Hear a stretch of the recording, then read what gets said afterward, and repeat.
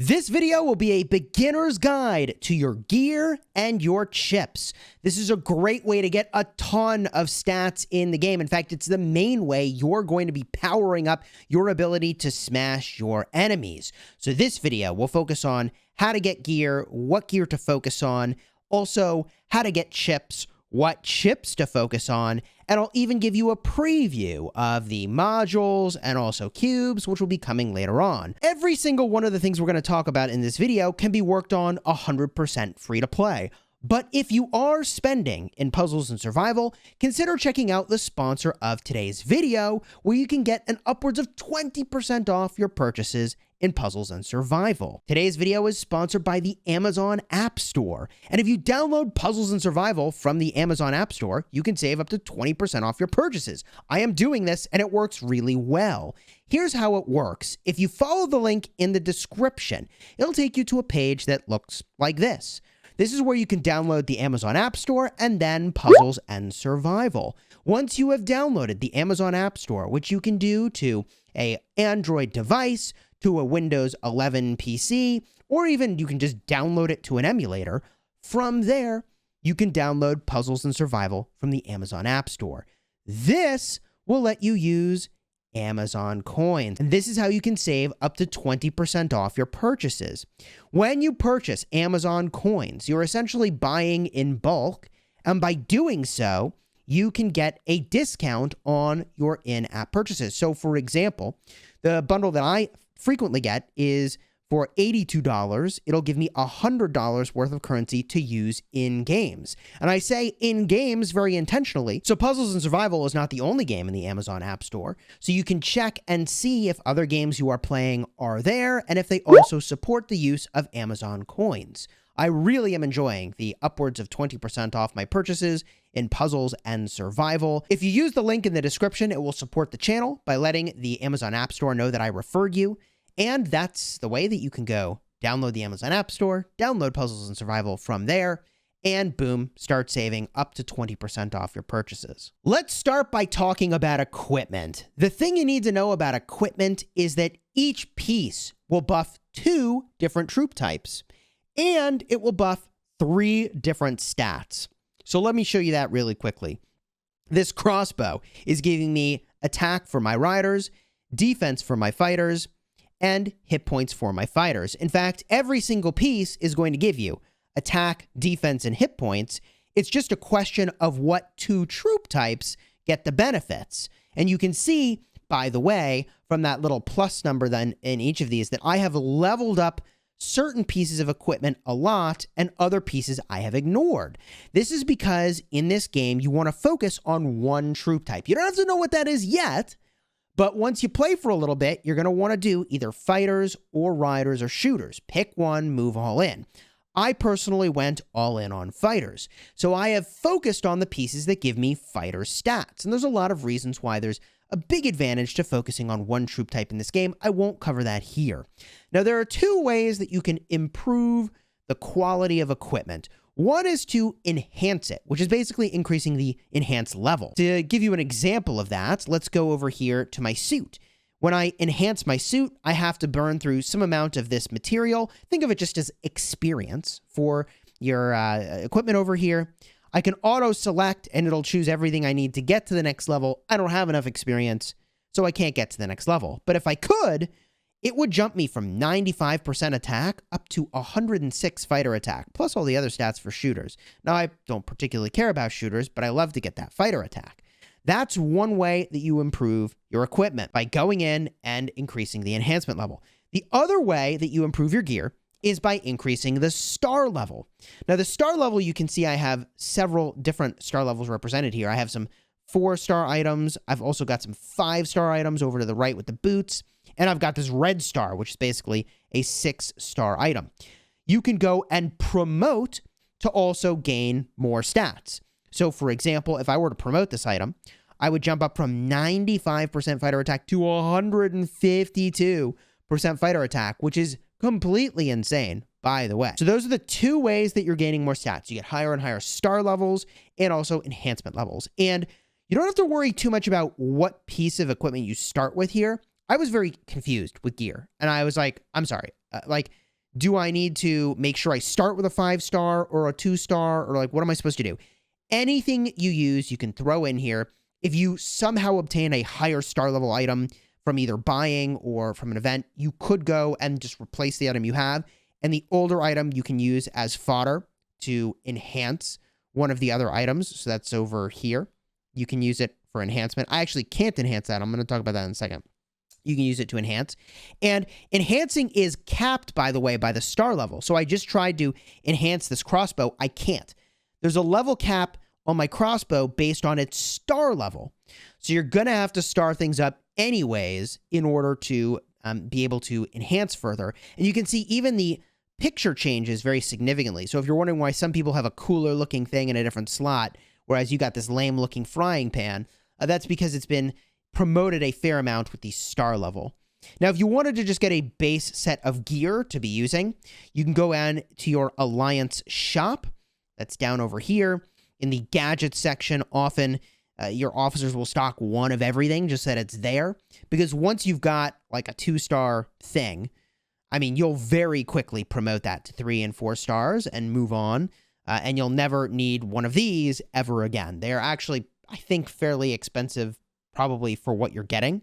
But that's neither here nor there. For the most part, when you're enhancing, you're going to go in and you're going to be using these materials as I was showing you. I keep trying to do that with the crossbow right over here.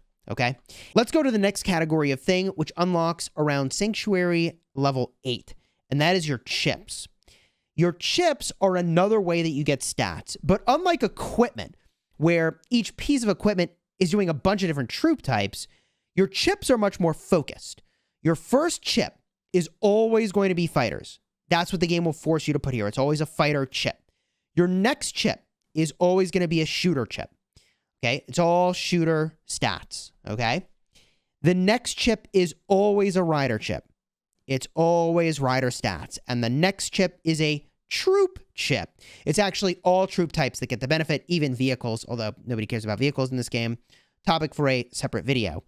So, there are actually 6 different slots for chips. Okay, so this is where your big customization takes place, where you really double down on one troop type. And the more slots you'll get as you sort of level up your sanctuary. I'll show you that in just a minute here.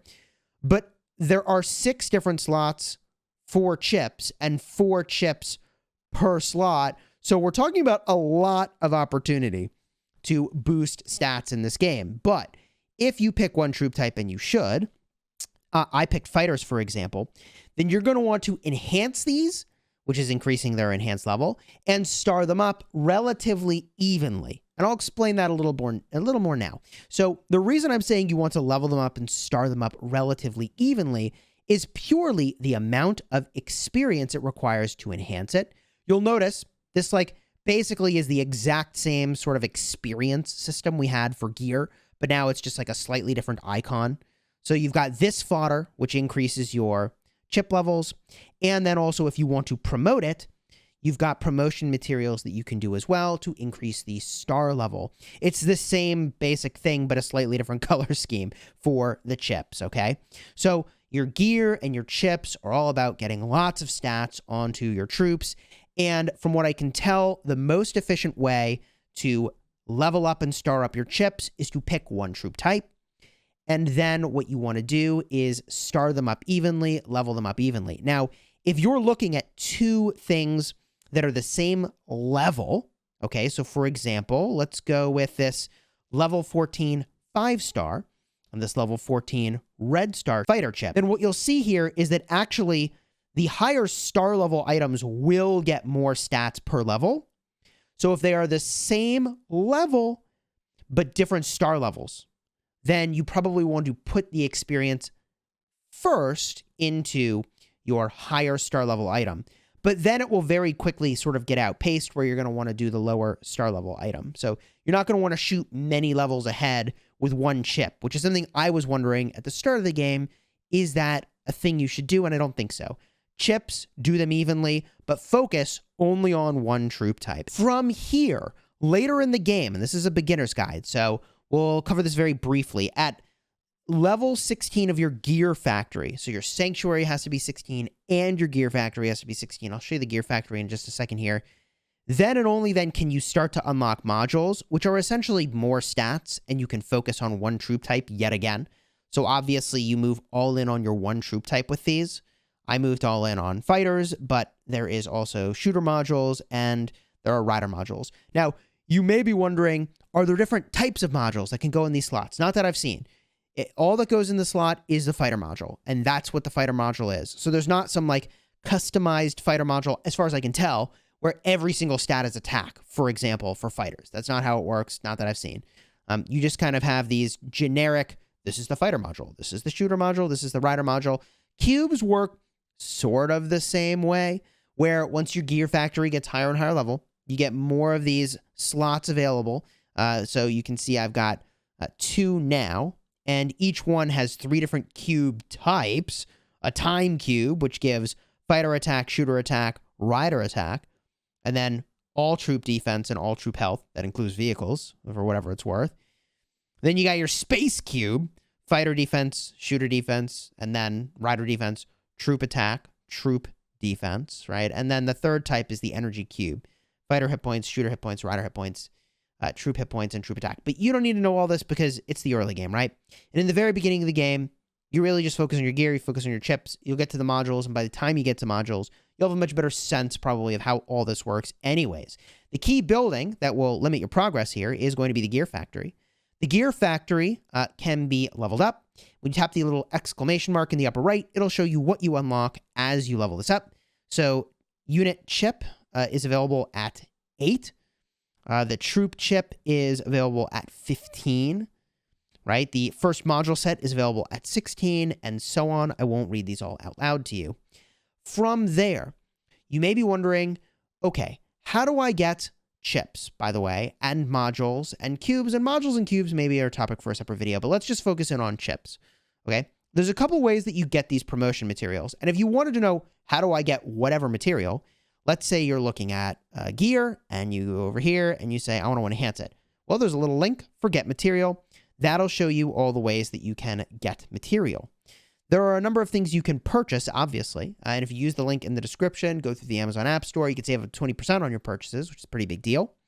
You can also get some amount of material in the Alliance shop if your officers stock it, and you can use these choice boxes. Now, I can tap this and show you that they give you the sort of level up material, the enhancement level up material, and you get to pick whether you're going to work on your chips or your cubes or your modules, or your gear, right? So that's what the pick ones do. From there, I can go and show you that promotion material here. You can go and hit get material in the bottom left. That's going to show you all the places you can get it. Primarily, you'll get this free to play by hunting zombies and zombie layers, mostly zombie layers, and those little boxes you'll open when you take down a zombie layer, and you can use the promotion choice boxes over here. Now for chips, however, there's actually a special place where you get all the stuff that you want for chips. And I'll show this to you not by tapping here, which I could do, but for chips, the place where you get all your goodies is from the ruins. Now you should be working on your ruins anyways. There's a series of challenges. You just tap the buttons and you win or lose. It's very straightforward. And it's basically marking the progress of your account. But when you go to the exchange shop, this is where you can get chips, which is pretty cool. The enhanced material, the promoters, and also the base chips if you scroll all the way down. So if you're wondering, how the heck do I get these chips? Do I have to buy them? You don't have to buy them. And if you happen to get a higher star level one for some reason, you could always swap it in, use the lower star level one as fodder for enhancing another chip. But for the most part, this is where I think you'll unlock the majority of your chips. They're very cheap and easy to obtain in the early game. Super, super simple here. There's obviously more complexity to these systems. As you can see, there's a chip modifier. When you get to 8-star or better, I mean, geez, that is so far away. We're not going to talk about that now because it's not relevant to the new player. Not yet. That's a long ways away. There is one other special place that you can work on chip-related improvements, and that is this troop chip over here, because you'll notice there were 3 chips in the Ruins shop, but not the troop chip.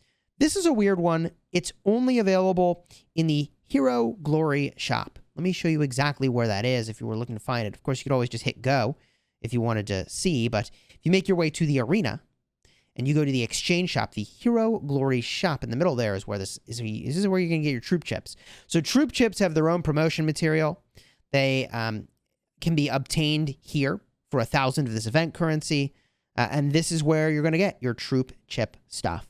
The final thing I'll share with you, since I showed you very briefly the modules, is around Sanctuary level 16, you're going to get your rare earth field. The way this works in a nutshell is you go to a mine and you basically farm the rare earth, and you can plunder it from other people, and you can get plundered too. So for example, I should recall my troops now, so somebody doesn't plunder all these goodies I've collected, and I can just go right back into this rare earth field. Somebody already occupied it. Who took my pit?